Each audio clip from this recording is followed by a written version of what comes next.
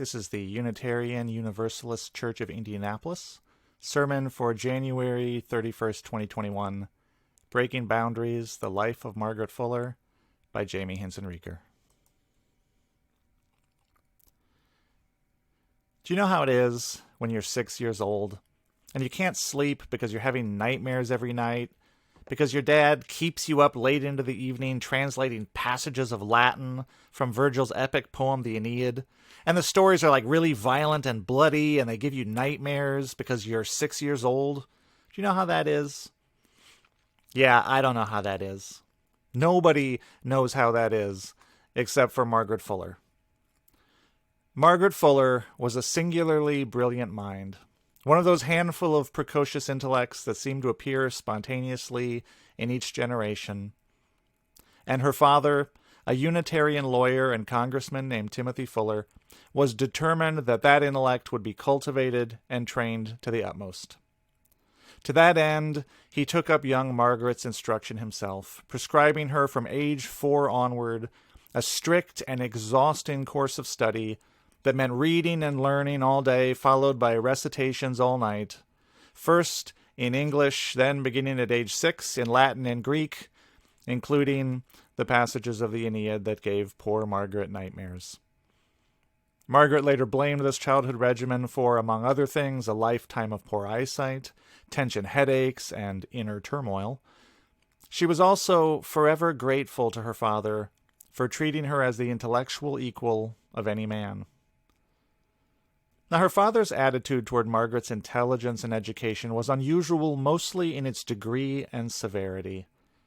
Margaret Fuller was born in 1810 in Cambridgeport, Massachusetts, to a Unitarian culture that prized education and self-cultivation as among the highest of virtues for the social elite who comprised the bulk of its members.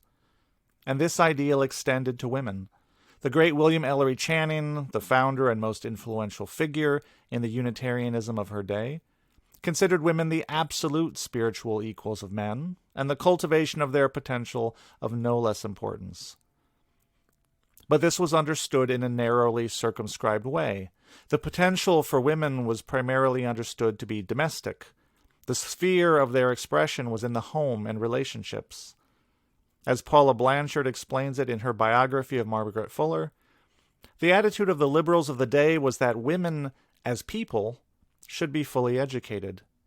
Women, as women, should express that education in passive and non-competitive ways. But Margaret Fuller was not interested in having her intellect channeled and circumscribed in these ways. She was determined to live a public life equal to that of any man. Judith Thurman writes in a New Yorker article, quote, "In the space of a decade, Margaret Fuller had invented a new vocation, the female public intellectual," end quote. In the span of her short life, she became a noted art critic, an editor, an author, a war correspondent, a socialist, and a revolutionary. She died tragically in a shipwreck at age 40, having burst out of all the channels prescribed for her. Her most famous and influential work, Women in the 19th Century, was an impassioned argument for women's intellectual and social equality, inviting women also to burst the bonds of social conformity, and inviting men, mostly, just to get out of the way. Yet even her feminism broke out of the narrow male-female binaries of her day and offered a more expansive view of the person. In a sense, Margaret Fuller was arguing for women's rights as a form of human liberation. This morning, we'll look at Margaret Fuller's life and writing as an inspiration for liberation work in our own day. When Margaret's lifelong friend, the future Unitarian minister James Freeman Clarke, suggested to her as a young woman that she should consider becoming a writer, Margaret Fuller scoffed. If she were a man, she said, she would have an ambassadorship at the least. And it's not a surprise that so many of the brilliant Unitarian women of Fuller's generation would indeed become writers, teachers, and activists. Think of women like Elizabeth Palmer Peabody, Lydia Maria Child, and Julia Ward Howe. There were scarcely any other occupations open to them, other than governess, teacher, and perhaps nurse. Even the writing of women was considered best left to the sentimental, to romances, to manuals of moral improvement, and to domestic advice.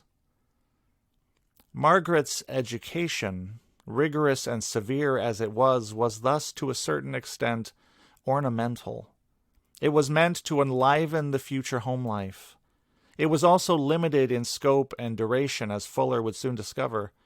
Harvard University was closed to women.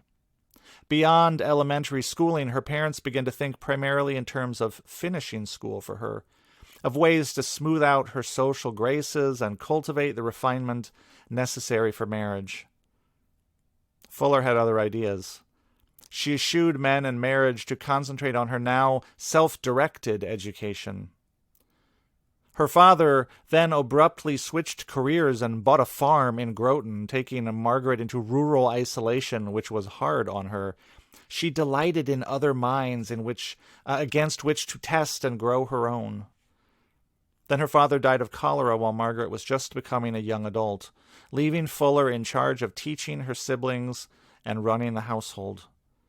Margaret's self-education was thus left to whatever hours she could steal for herself after all the domestic work was done, whereas a man her age would have had a space carved out for him to devote to his studies and his vocational training.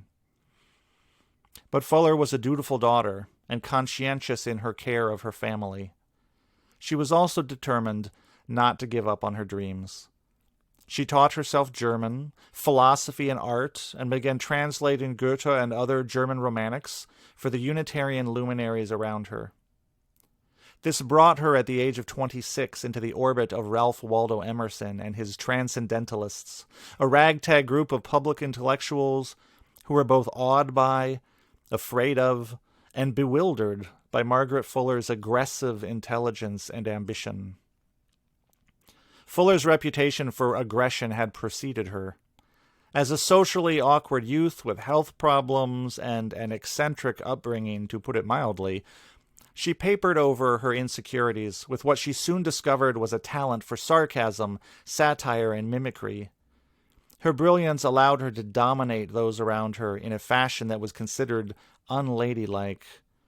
Emerson noted her reputation for being, quote, sneering, scoffing, critical, disdainful, end quote.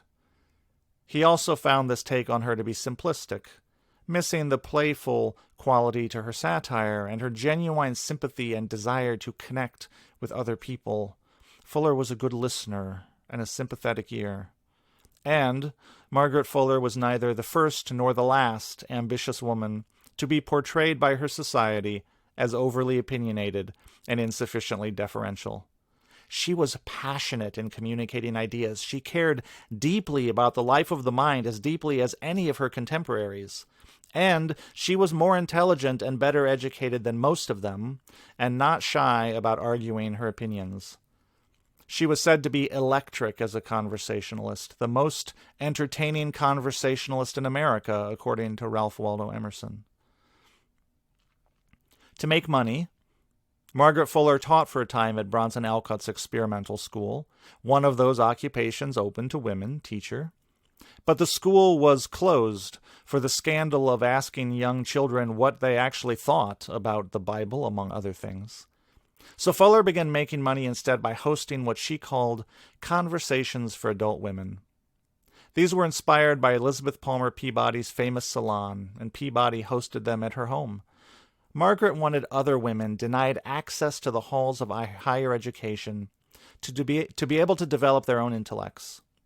She wrote of the need for women, quote, as a nature to grow, as an intellect to discern, as a soul to live freely and unimpeded, to unfold such powers as have been given her, end quote. 25 women subscribed to the first conversations, and they eventually drew attendees from as far away as Rhode Island. Fuller used discussions of myth, philosophy, and art to engage the women on the deepest questions about life's meaning and purpose. Her lecture circle has been called the nation's first consciousness-raising group. Biographer Paula Blanchard says Fuller invited women to freely express their opinion on those things about which they had been told they ought have no opinion, and the experience was thrilling and exhilarating. Over 5 years, more than 200 women attended, some of whom later became important figures in the 19th century feminist movement. Half of them were also abolitionists. There was one exception to this record of success. One evening, Margaret Fuller deviated from the format and invited the transcendentalist men to participate, Emerson and all the others, and it was a disaster, as the men monopolized the conversation and competed with each other for showy oratory, sucking all the air out of the room. Fuller did not invite the men again. In 1840, at the age of 30, Margaret Fuller became the editor of the transcendentalist journal The Dial and a frequent contributor. It was a position that earned her no money but brought her to national prominence. And it was in The Dial in 1843 that she wrote an article called The Great Lawsuit that eventually would be expanded into her best-known work, Women in the 19th Century, the first feminist work since Mary Wollstonecraft Shelley and the first written in America. In Women in the 19th Century, Fuller reviewed the long history of the social repression of women in America. She connected women's liberation to the general cause of liberation and women's repression to other contemporary forms of repression. And although this led to some problematic and faulty comparisons between women's conditions and slavery in her writing, it also led Fuller to become an outspoken advocate against what she called the cancer of slavery, against the mistreatment of Native Americans, and to advocate for the socially overlooked and oppressed in general, the poor, the imprisoned, or the mentally ill. Her feminism was an outlet for liberation work in general.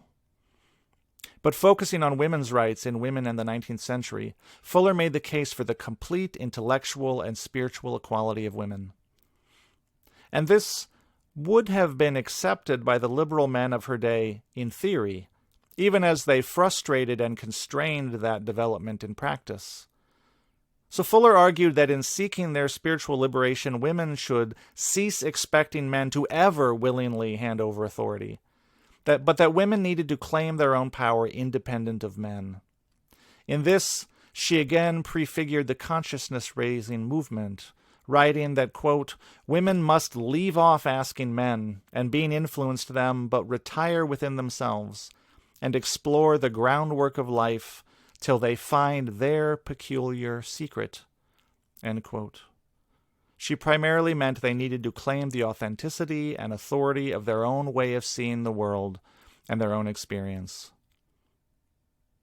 But Fuller did not just want spiritual equality for women. She went much further and argued for women's social equality. She argued, for example, that women should be free to have any profession, writing, quote, let them be sea captains, if you will. I think women need, especially at this juncture, a much greater range of occupations than they have to rouse their latent powers. She continued, in families that I know, some little girls like to saw wood, others to use carpenter's tools. Where these tastes are indulged, cheerfulness and good humor are promoted. But she concluded where they are forbidden, because such things are not proper for girls, they grow sullen and mischievous. End quote. Margaret did not expect men to go along with this. Neither was she concerned about them.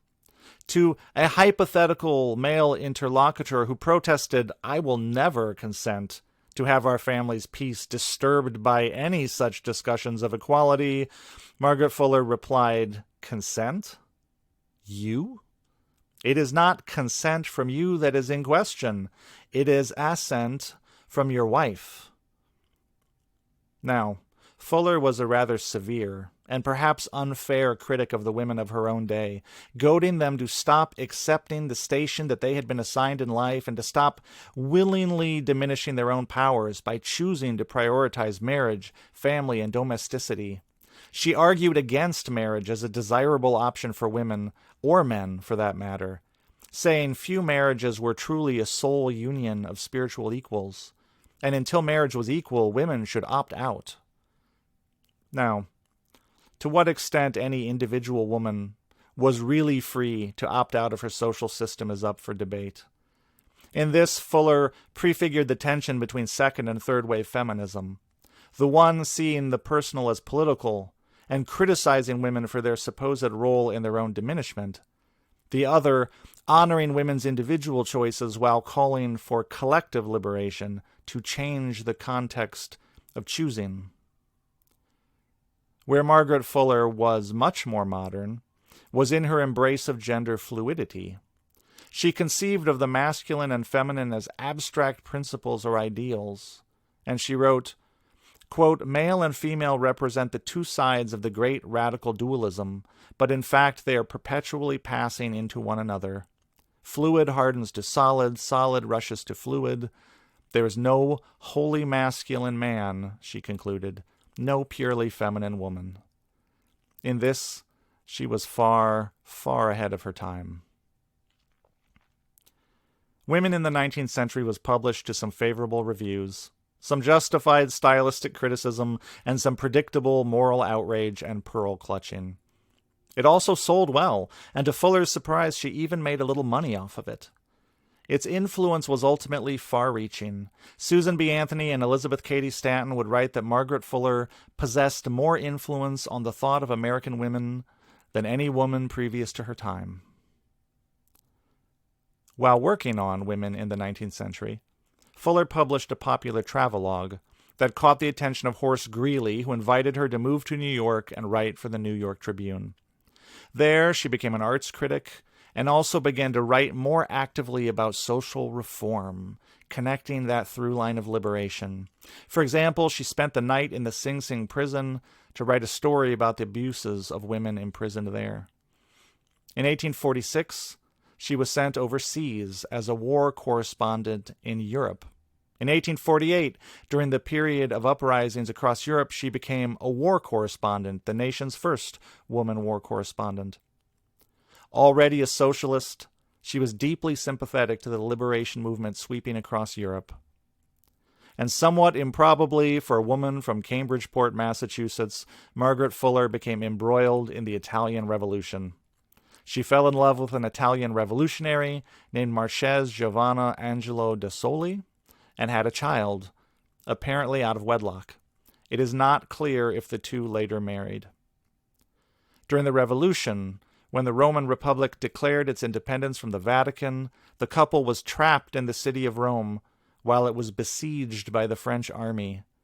As shells rained down on the city, Fuller took charge of a hospital, seeing to the wounded soldiers, while her husband, her partner, fought on the front lines. This was the beginning of a new chapter in Fuller's life as a partner and mother, and as a more overtly political writer. Fuller began working on a history of the Italian Revolution. Tragically, this chapter of her life was cut short. So in 1850, when the Italian Revolution failed, Fuller set sail back to America with her partner and child. It was a dangerous 2-month voyage, and by bad happenstance, the captain died of smallpox en route. The inexperienced first mate ran the ship aground on a sandbar while in a storm, just a few hundred yards off the shore of Fire Island.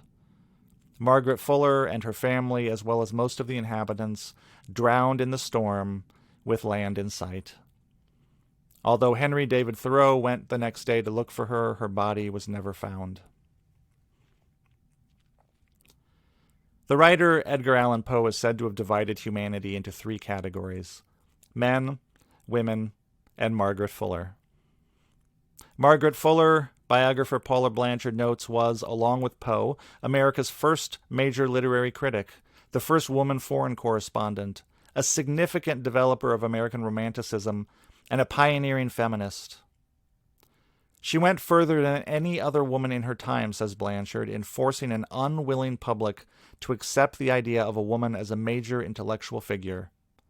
The effect she had on women's ability to believe in themselves, says Blanchard, is immeasurable. So there are 3 things I would like to bring forward from Margaret Fuller as we think about liberation work today. The first is how she grounded her liberation work in a theory of human dignity and human potential that is still central to Unitarian Universalism. Margaret Fuller believed passionately that the soul wants to grow, wants to find expression, wants to exalt itself. So liberation is not just the negative release from suffering, it is the positive release into potential. If we see every human being as a unique and unrepeatable gift, how tragic then to see that gift discarded. The second thing I would bring forward is how she saw all liberations as connected. Margaret Fuller focused on the cost of sexism to women, but she was no less aware of how it diminished men, and she made the case in her work. She made the connection. We are interrelated beings.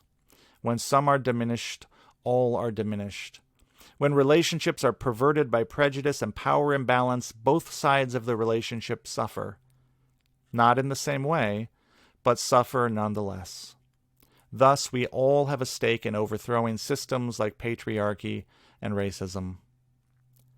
And finally, I would highlight how Margaret Fuller moved progressively from an abstract understanding of these ills to an active commitment to their undoing. She moved from critic to revolutionary. In so doing, she took risks. She put her whole being into it. She put her body on the line.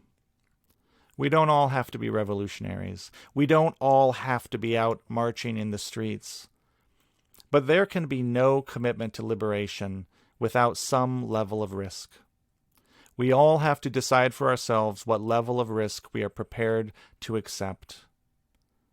Margaret Fuller was committed to the full flowering of the soul. It was her genius to understand that this was tied up in the full flowering of humanity, and it was her courage to burst every barrier that stood in the way. May we be inspired by her courage to find our own. Blessed be, and amen.